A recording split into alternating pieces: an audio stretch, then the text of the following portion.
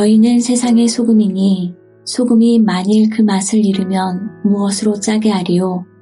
후에는 아무 쓸데없어 다만 밖에 버려져 사람에게 밟힐 뿐이니라. 너희는 세상의 빛이라. 산 위에 있는 동네가 숨겨지지 못할 것이요. 사람이 등불을 켜서 말 아래에 두지 아니하고 등경 위에 두나니 이러므로 집안 모든 사람에게 비치느니라.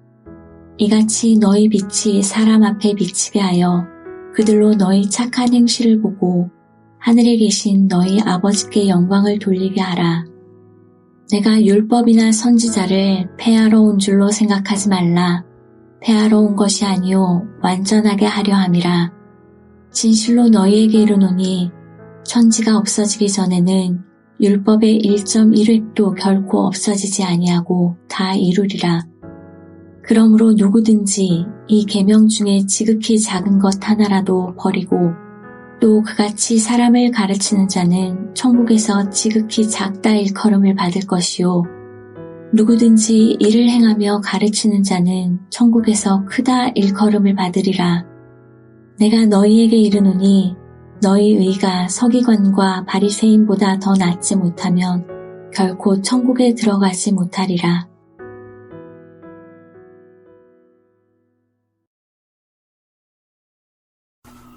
마태복음 5장부터 7장까지는 흔히 산상수훈이라고 합니다.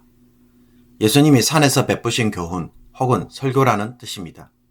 이것은 구약에서 모세가 출애굽을 하고 시내산에 도착했을 때 모세를 통해 하나님과 이스라엘 사이에 언약을 맺고 율법을 받은 사건을 떠올리게 합니다.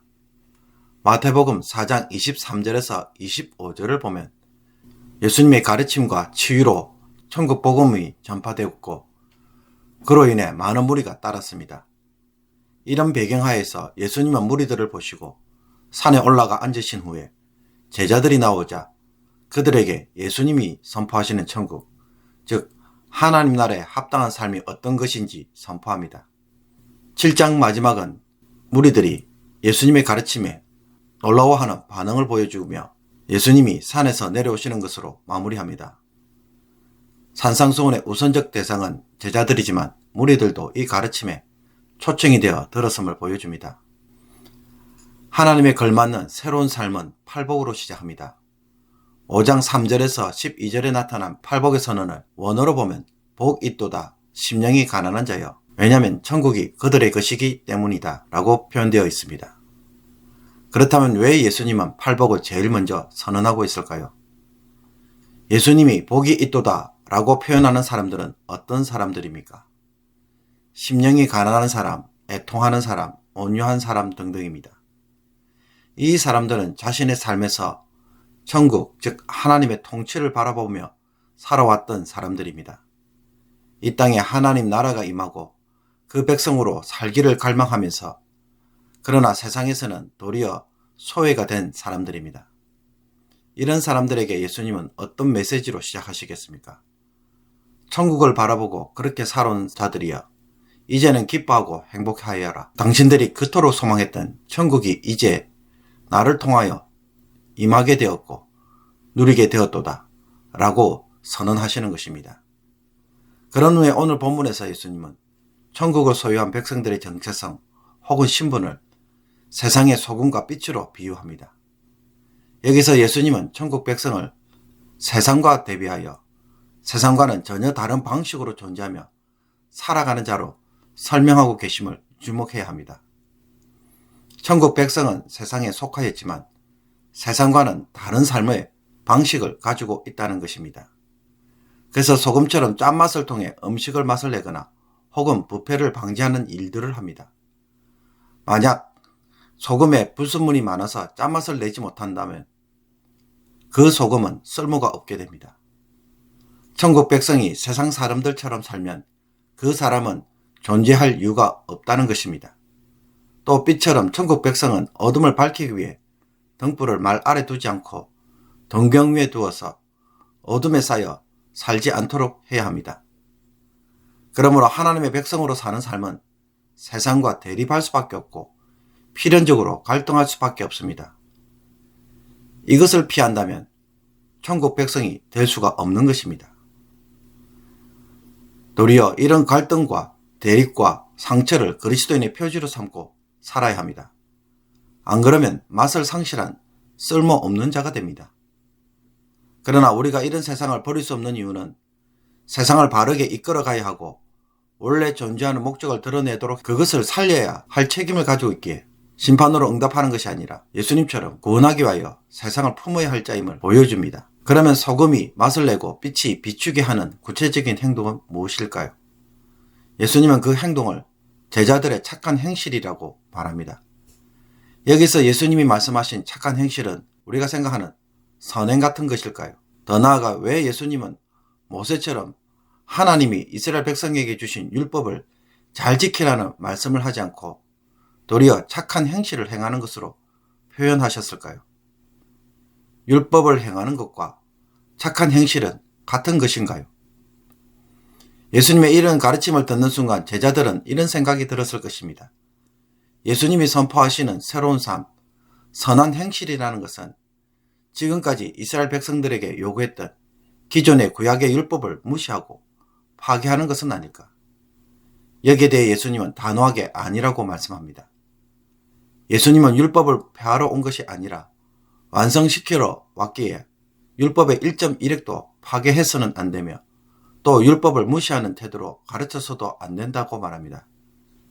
이미 1장에서 4장까지 우리가 보았듯이 예수님의 탄생과 오심은 선지자들의 예언을 성취하는 일이었습니다. 구약에서 이스라엘 백성은 율법에 불순종하여 하나님과 맺은 언약을 깨뜨렸습니다. 이런 이스라엘 백성들을 위해 예수님은 언약의 대표자로 오셔서 율법에 온전히 순종하심으로 자신이 율법의 완성이 되셨습니다. 그렇다면 이처럼 율법의 완성이 되신 예수님의 은혜를 나의 것으로 누리고 공유하려고 한다면 나는 무엇을 해야 하겠습니까? 율법을 잘 지키는 삶을 행하는 것입니까? 아니면 예수님과 나 사이의 관계를 바로 세워야 하겠습니까? 한 어린아이가 영화관에 들어가고 싶은데 돈도 없고 어려서 혼자 못 들어가게 합니다. 그때 표를 2장 산 아버지가 있다면 그 아이가 들어갈 수 있는 방법은 무엇입니까? 아버지가 이 아이에게 돈을 벌어오거나 혹은 키가 빨리 자라도록 많이 먹고 운동하라고 할까요? 아니면 아버지의 손을 꼭 잡고 따라오라고 할까요? 우리도 마찬가지입니다. 천국의 백성들이 율법을 완성하는 삶은 이제부터 예수님을 믿음으로 따르는 것입니다.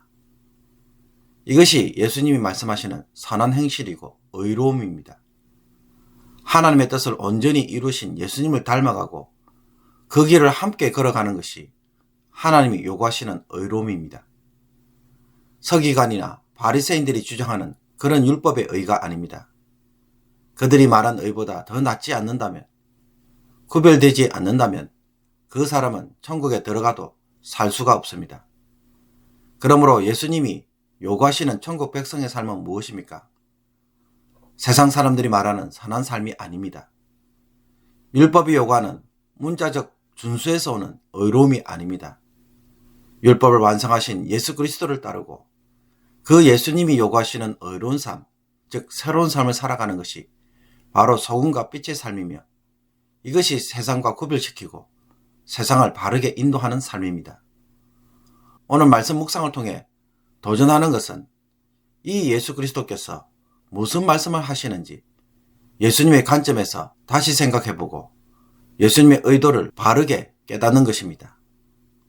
천국 백성은 세상 사람들이 말하는 선한 삶을 사는 것처럼 악한 세상에게 타협할 수밖에 없는 현실을 주님이 모르시고 말씀하시는 것처럼 왜곡시키지 않는 것입니다.